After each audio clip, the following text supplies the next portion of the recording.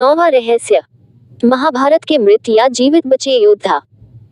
लाखों लोगों के मारे जाने के बाद लगभग 24,165 कौरव सैनिक लापता हो गए थे, जबकि महाभारत के युद्ध के पश्चात कौरवों की तरफ से 3 और पांडवों की तरफ से 15 यानी कुल 18 योद्धा ही जीवित बचे थे। माना जाता है कि महाभारत युद्ध में एकमात्र जीवित बचा कौरव युयुत्सु था। इस युद्ध के प्रमुख सूत्रधार 18 थे, जिनके नाम इस प्रकार हैं: धृतराष्ट्र, दुर्योधन, दुशासन, कर्ण, शकुनी, भीष्म, द्रोण, कृपाचार्य, अश्वत्थामा, कृतवर्मा, श्री कृष्ण, युधिष्ठिर, भीम, अर्जुन, नकुल, सहदेव, द्रौपदी एवं विदुर। कुछ यादव युद्ध में और बाद में गांधारी के शाप के चलते आपसी युद्ध में मारे गए।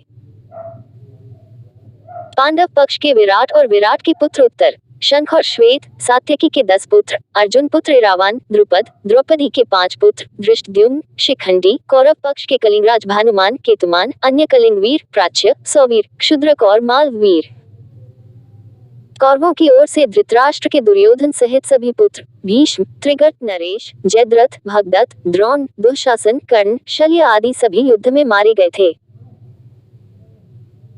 बच गए योद्धा महाभारत के युद्ध के पश्चात कौरवों की तरफ से 3 और पांडवों की तरफ से 15 यानी कुल 18 योद्धा ही जीवित बचे थे, जिनके नाम हैं कौरव के कृतवर्मा, कृपाचार्य, युयुत्सु और अश्वत्थामा, जबकि पांडवों की ओर से युधिष्ठिर, अर्जुन, भीम, नकुल, सहदेव, कृष्ण, सात्यकी आदि। 10वां रहस्य, रहस्यमय जन्म। महाभारत में किसी भी व्यक्ति का सामान्य रूप में जन्म नहीं हुआ। श्री कृष्ण का जन्म जहाँ कारावास में बहुत कठिन परिस्थितियों में हुआ, वहीं उससे पूर्व भीष्म का जन्म गंगा की शर्त के उल्लंघन स्वरूप हुआ। शांतनु से गंगा का विवाह हुआ। गंगा से उन्हें 8 पुत्र मिले, जिसमें से 7 को गंगा नदी में बहा दिया गया और 8वें पुत्र को पाला पोसा। उनके 8वें पुत्र का नाम देवव्रत था। ये देवव्रत ही आगे चलकर भीष्म पितामह कहलाए। भीष्म पितामह ने जब ब्रह्मचर्य की प्रतिज्ञा ले ली तो वंश को आगे बढ़ाने का संकट उत्पन्न हुआ।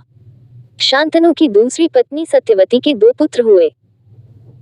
इसमें से जीवित बचे विचित्रवीर्य की 2 पत्नियां अंबिका और अंबालिका ने निगोद द्वारा अंबिका से धृतराष्ट्र, अंबालिका से पांडु और दासी से विदुर का जन्म हुआ।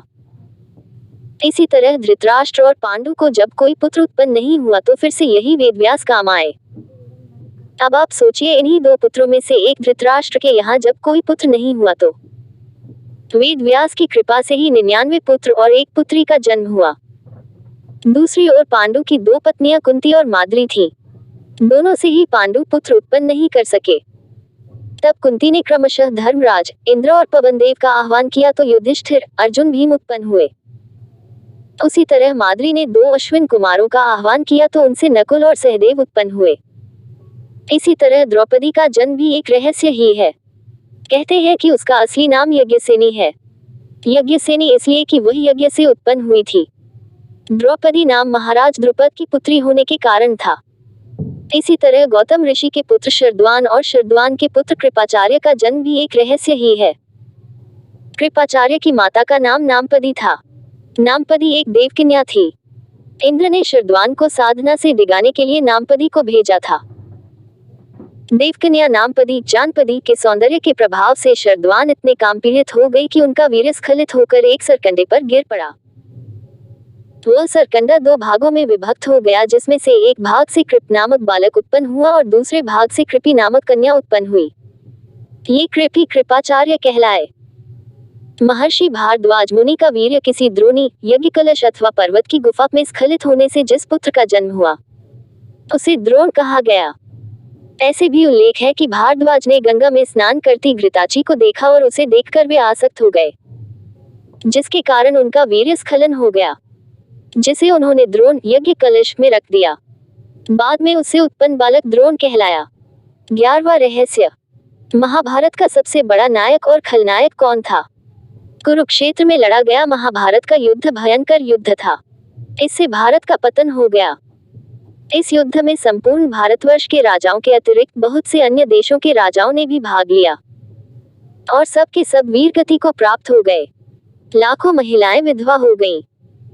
इस युद्ध के परिणाम स्वरूप भारत से वैदिक धर्म, समाज, संस्कृति और सभ्यता का पतन हो गया। इस युद्ध के बाद से ही अखंड भारत बहुधर्मी और बहुसंस्कृति का देश बनकर खंड खंड होता चला गया। अब सवाल यह उठता है कि आखिर कौन इस युद्ध का जिम्मेदार था और कौन इस युद्ध का सबसे बड़ा नायक और खलनायक था। कहते हैं कि महाभारत के सबसे बड़े नायक भीष्म थे, जबकि श्री कृष्ण ने तो इस युद्ध को रोकने का हर संभव प्रयास किया। लेकिन जब युद्ध शुरू ही हो गया तब वे सबसे बड़े नायक बनकर उभरे। विश्लेषकों के अनुसार इस युद्ध का सबसे बड़ा खलनायक मामा शकुनी को माना जाता है। हालांकि बहुत से ऐसे मौके भी थे जबकि भीष्म ने खलनायक की भी भूमिका निभाई। ऐसे में नायक श्री कृष्ण ही सर्वसम्मति से घोषित होते हैं।